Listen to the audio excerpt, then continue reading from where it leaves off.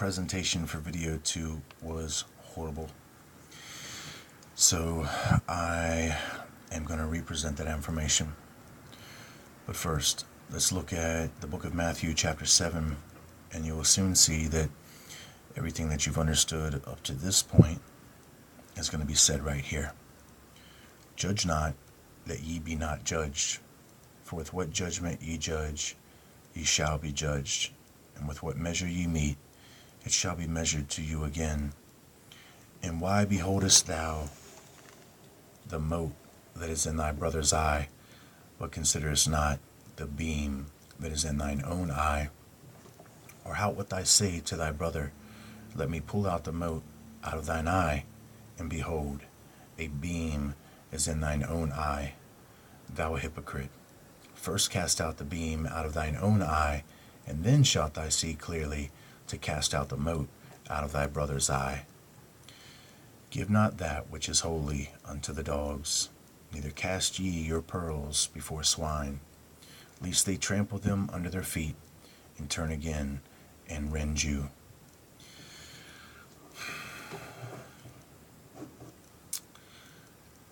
Let's take into perspective here, hopefully, something that you picked up.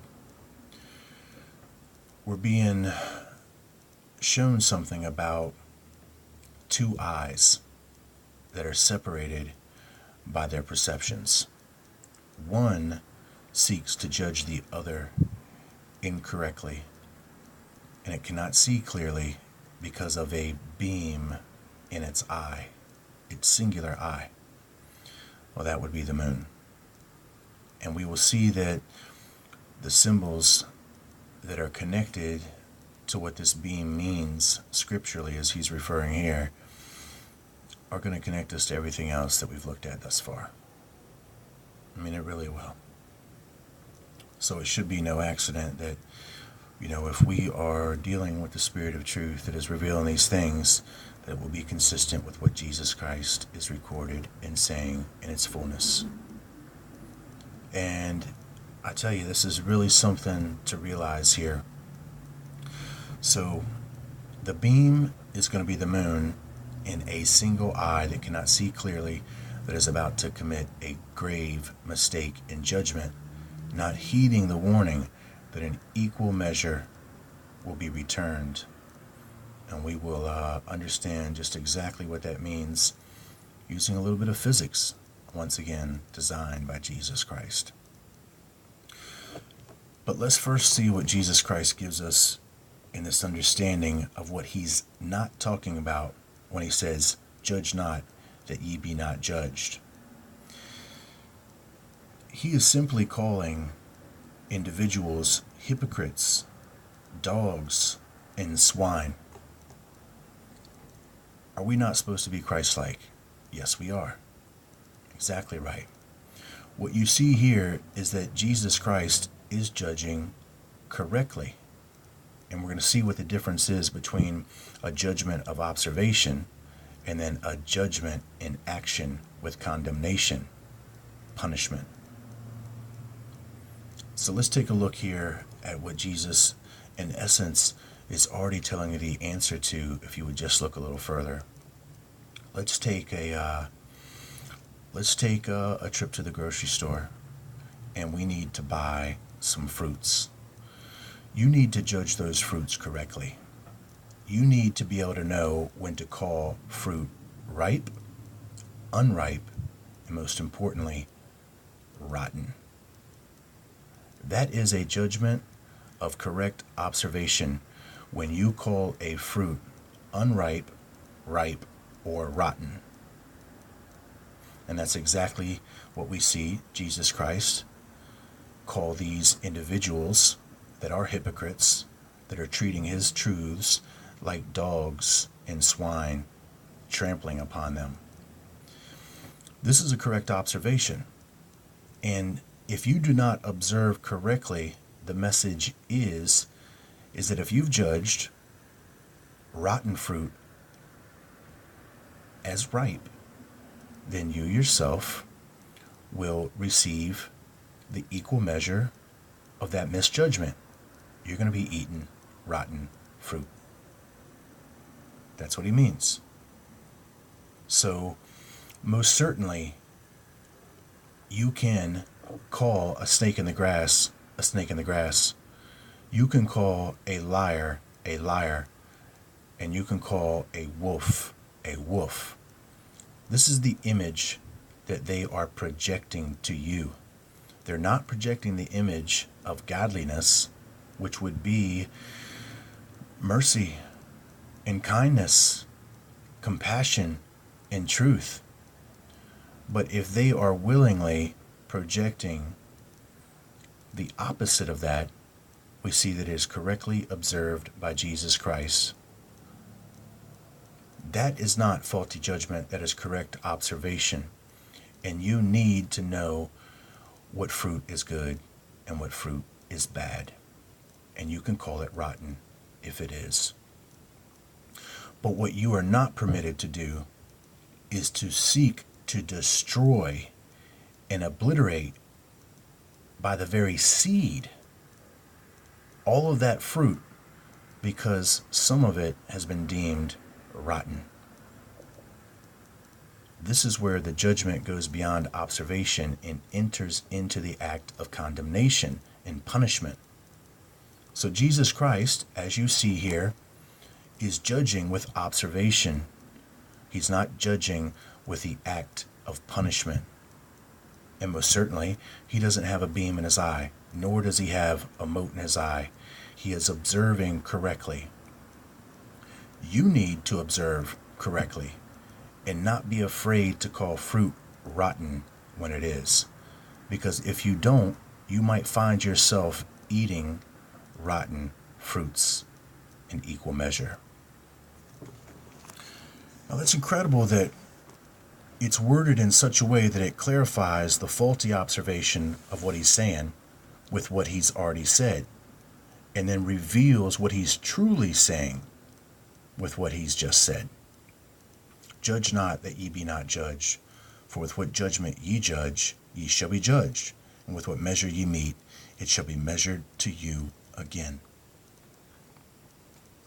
Now, you guys should already understand what he's talking about with this single eye that has a beam in it, the moon beam. And what he's saying is that what you send out is going to be sent back in to you. And we're going to understand that by the laws of physics. Every action has an equal yet opposite reaction. It seems that many people are unable to understand what that means, and then at the same time what it means in perspective to judgment. And I'll admit, your first approach into looking into this, it could be confusing, and you're not bad for not being able to first understand this. You just need to realize that it is important to understand and what this means, because you see, it means something bigger. We are coming upon a judgment that is coming from someone that does not see clearly with a singular eye in relationship to a beam that we will see is in direct parallel to the moon. Okay? So this is important. Good is equal to good. Every action has an equal yet opposite reaction. Good is equal to good. If you judge good fruit good, then good fruit will be delivered to you. Just like at the grocery store, the truth goes from micro to macro. If you have judged good fruit bad, then bad fruit shall be delivered unto you. With whatever measure you mete shall be measured to you. This is what it means to say every action has an equal reaction, but yet is opposite. So the equal to the action is good,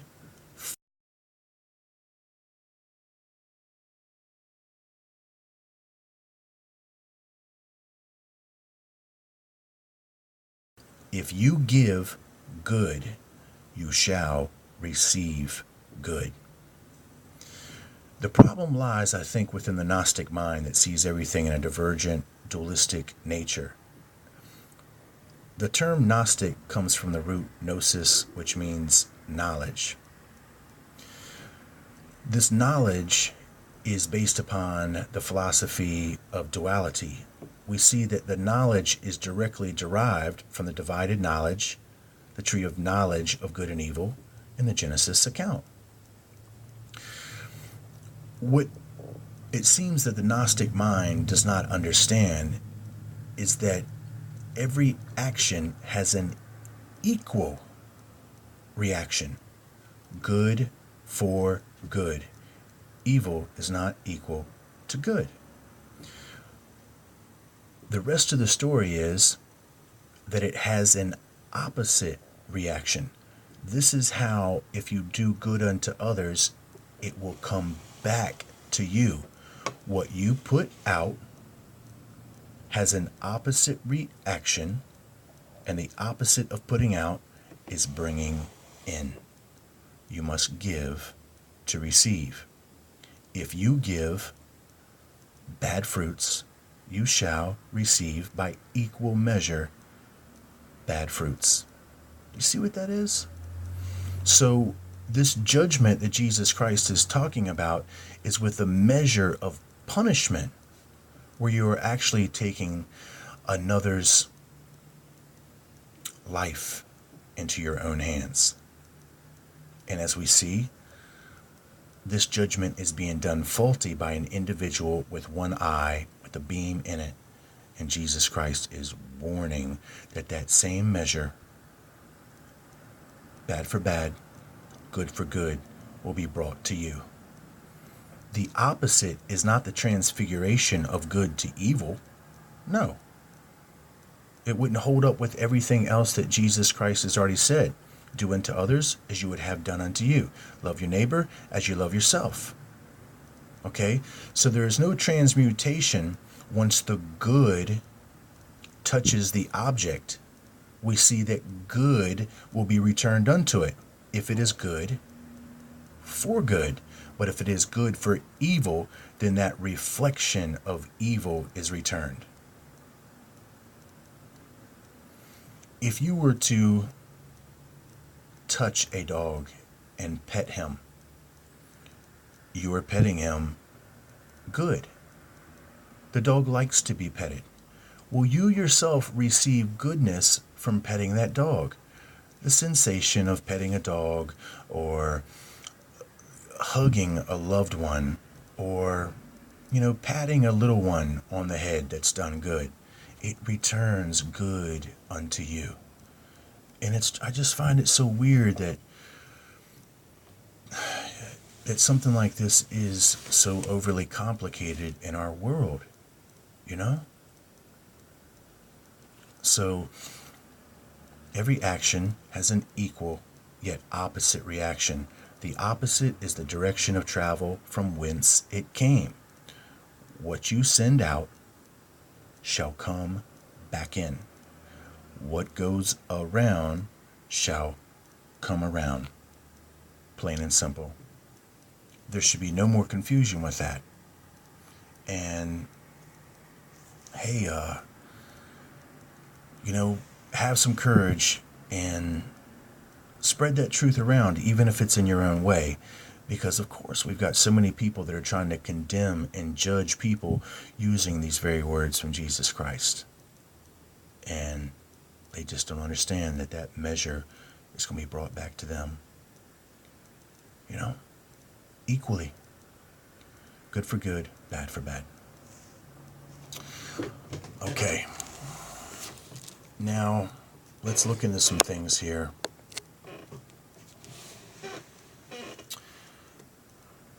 That are very important. Once again, we were looking at Matthew chapter 7. We'll focus on verse 3.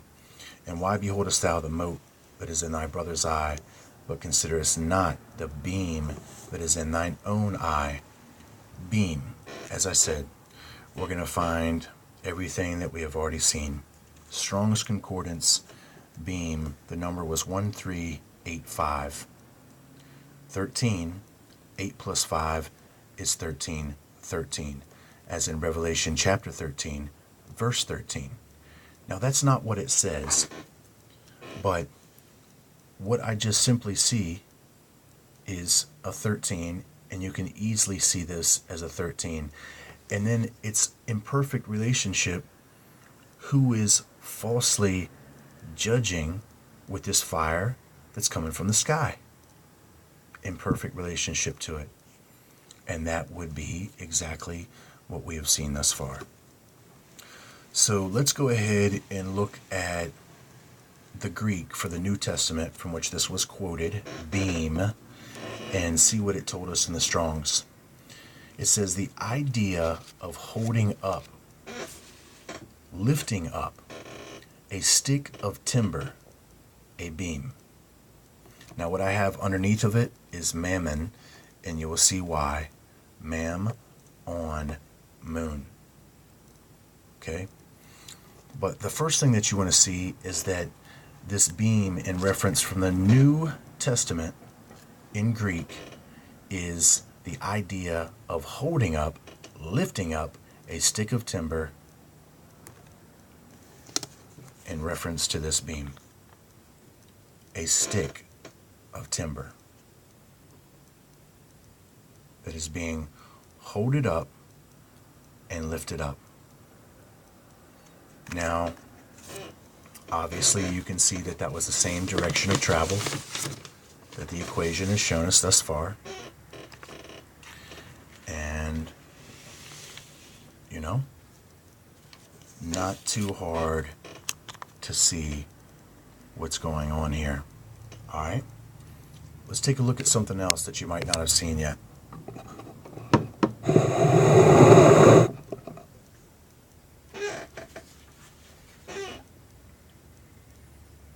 Well, you might have seen it, but you might not have realized it. Take a look at that angle. Even remember, I showed you the 666 right there. All right. Notice that projection, that angle, everything that we learned from Luke chapter 11, verse 33 about that candle being hidden under a bushel basket. That's Zechariah 5. Okay. Now, what do you think is going to happen when I overlay this drawing with this drawing that has that angle?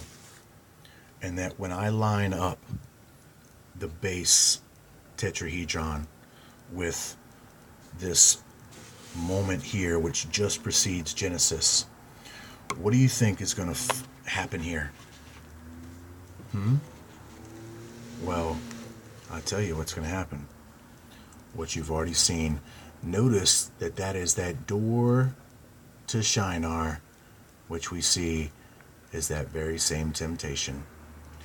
Notice that the path of this rocket that is bringing that wicked one, as in quoted Zach 5 with that woman Israel, the same exact path. Look what lands perfectly in the hand right there is that temptation of that door where they are leaving and going to Shinar. Now the temptation that we see from the Garden of Eden event, it's the same temptation carrying itself out with the same symbols, the same objective, and the same goal. Okay? Please, guys, realize what you're seeing. That there is nothing else that could have done this on the face of the earth. Now, I will show you this again because there are more things to see in understanding what all this means. But I want you to see now where the candle lands on top here. Right on the illumination of that wing. Let me center it back up. Right on top of the illumination of that wing, which is supposedly that enlightened left eye, which in reality we know from the reverse of the reflection is the left hemisphere.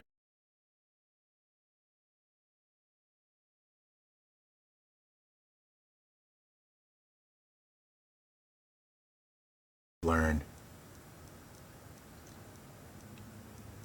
I said that notice that everything is in perfect reflection of what we've learned thus far. This candle is not the spiritual. It is being shown in reference to the left material hemisphere of the brain. And as we know, that this is exactly by Luke chapter 11 and then Zechariah 4 and 5. This is where they are planning to bring that candle. Right there is the door that is supposed to get them there, and what you see is the temptation for those. Now, what do you think that we're going to find if we've got the candle right here, and that you know that every action has an equal yet opposite reaction? Well, then, of course, that's a change of direction.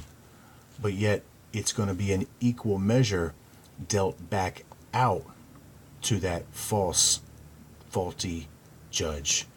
And then the drawing is lined up, and look what's happening right here. There is where the millstone is coming from. That is the rocket. In essence, that is the beam that is supporting it. What do you think you're going to find? Right there, the beam in the eye, which the left eye, faulty observation, gazing into the mirror, now by default looking out from the right-eyed placement. And we see now that the left eye has went into the right darkened eye placement, and there is the beam, the support beam for the rocket millstone right in the eye. I mean, right on it. Perched on it at the top of the arch of the foundation, just like the candle on this side is perched. Incredible. With the moon, with the door right there, and the temptation apple, we see at the foundation point the manipulation, the direction of travel to the location, which we know now symbolizes the moon. There's much more, guys, but I really hope that you understand what you're seeing and what you have already seen thus far. Already, okay? Incredible. And there's a reason why we see that this pillar is right here and that this other pillar has no foundation and is way out in left field.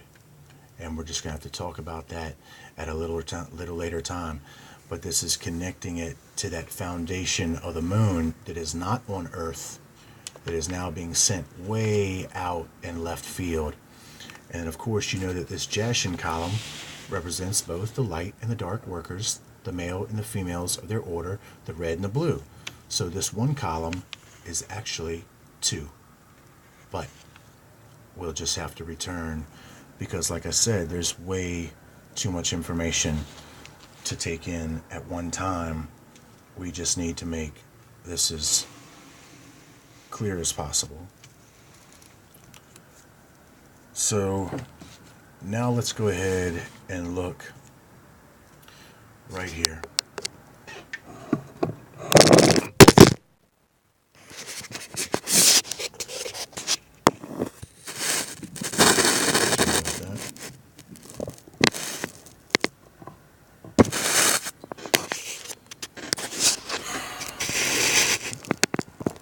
How many times I've tried to done this video today.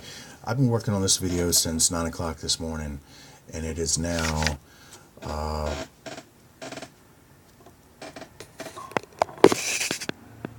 and for whatever reason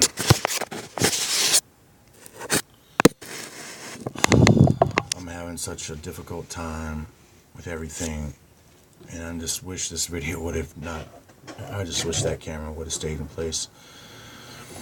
I'm a perfectionist in the sense to where I'm wanting to be as perfect as I can for you guys. I can accept my own personal faults, but I know some of you are so critical and so judgmental, and you really have no idea what's going on. And I just want you to have the most fairest chance, you know, the greatest opportunity that I can provide for you to see this truth clearly. And, you know, I want the videos to be good because they are coming from a good place. I guess I'll stick with this video here. Judgment.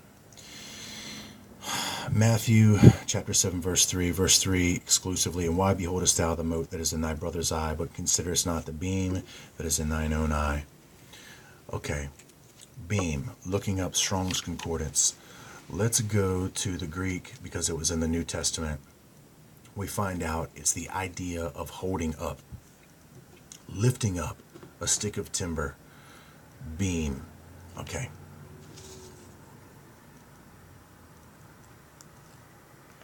Not too hard to realize right there, right? A stick of timber, okay, holding it up, lifting it up.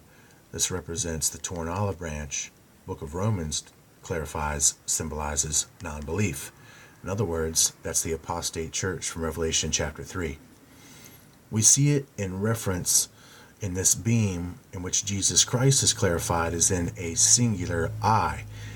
It would be in this position here because it represents that column which has had a symmetrical reflection of itself, okay, making it believe that it's two, but in all actuality it's just a reflection of its own backwards image. So this fulfills the exact same position that we showed you, the Jachin column as that remnant that would be lifted. And then there you have. And then if you just were to connect that angle, as you see, it's right there. Watch what I do.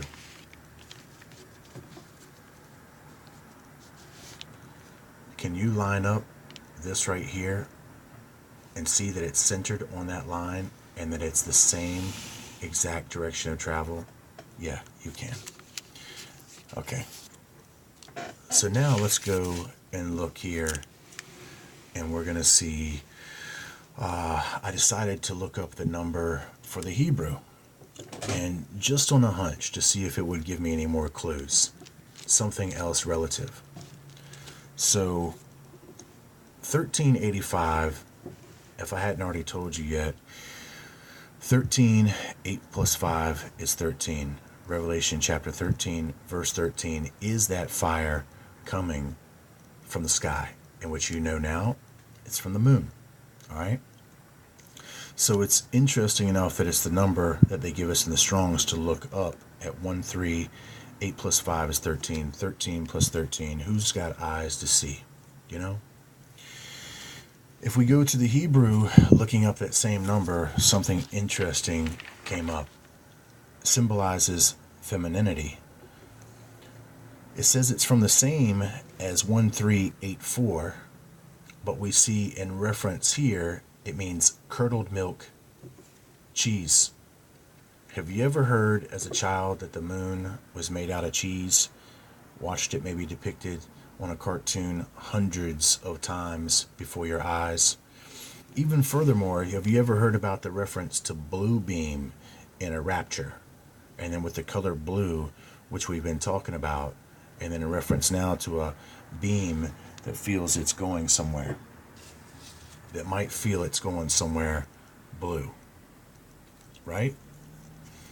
Okay, the connected to femininity, curdled milk cheese. Curdled milk, very interesting. That would be sour. That would be rotten. All right? We see that it says same as 1384, which gives us the term arched. Anybody see an arch? It says hunchbacked. Anybody see a hunchback?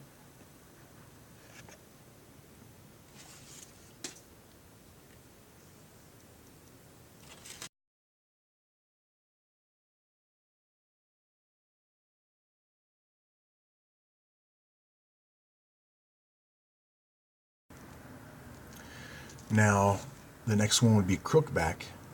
And then, of course, I've added these here. It doesn't say that when you look into the Strongs, but it does say this as you follow the trail of information. Of course, I see the camel with the arched hunchback.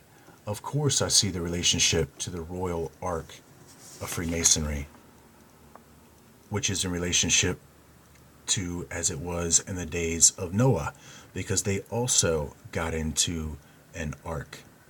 So it's very easy to see those connections and not think that anything is being stretched. All right. Interestingly enough, for beam, we see it in relationship to a stick, or the idea of a stick of timber being lifted up. And then the connection from 1385, we see curdle milk, cheese, and then it gives us 1384, arched and crookback. Everything. Now, because I understand that the Mammon is connected to symbolism for a twig or a sucker, then I was prompted to go ahead and look up the word Mammon, and you'll understand why.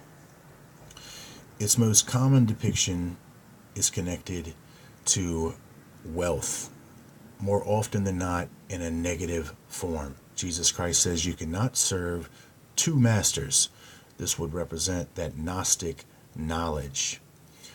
Mammon as in wealth. Think about the song, She's Buying the Stairway to Heaven. And that literally is what's happening. These people that think they're going to get raptured up, they better have some big dollar signs, because that's how you're getting through these gates of heaven that they have prepared. So we see that it is in reference to two symbolic forms of wealth, silver and gold. You understand symbolically from the monatomic gold transmutation 44 series, that fractal, how this gold is getting there, but yet it must be purified, so to say. Well, the other gold, or the other metal that is involved in this being lifted up, is silver. And this is going to be in reference to Jesus Christ being sold into crucifixion by Judas for 30 pieces of silver.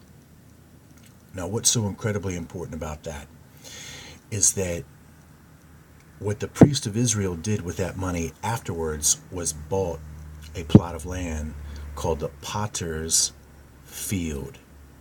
Remember the videos that I showed you about the field of dreams, all the parables about in this field not to return back. Even that Ephraim was considered a hid treasure in a field. And then remember the parable about the prodigal son, in reference to him squandering his living in a far-off land, finding himself feeding swine. Give me one moment, my battery's getting low.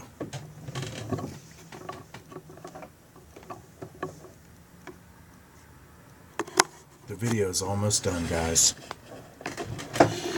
Okay, so, this field of dreams, in all reality, the Potter's Field is a cemetery, which will absolutely connect back to what Jesus Christ has described as that they are the dead and graves, and people do not yet realize it, and that you are literally walking over and around dead men. And the warning should be clear thus far. So we have gone to the Greek for mammon. We see it connected to wealth, which now connects us to Revelation chapter 3, the apostate church. What we saw in the movie Fantastic Four, that it was only those most wealthiest and most privileged that were being invited to this private wedding. Jesus Christ is not a private God, okay? Jesus Christ is for everyone. Everyone. And what we see is that there is some major confusion going here. So now we go ahead and look it up in the Hebrew, the same number for Mammon, 3126, and we see our connection to what we found in the Greek for 1385 as a stick of timber. It says, a sucker hence a twig of a fallen tree, in reference to sprouting, in other words, being lifted up or replanted. There once again is our twig. Now it's being referred to as a sucker. Very interesting, because now that it's going to connect back to this, it says part of 3243 prime root to suck, also to give milk. Nurse. It's a nurse mother, a suckling child.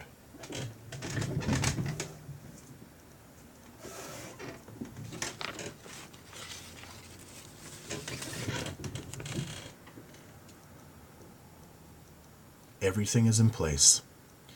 Now we see that the milk of this fallen branch twig being symbolized as a beam, and then even further being connected to curdled milk and cheese with an arch and a hunched back, we find out that this milk is sour, that it's absolutely sour, and that this is nothing but a sprig from a fallen tree that is being lifted up and exalted.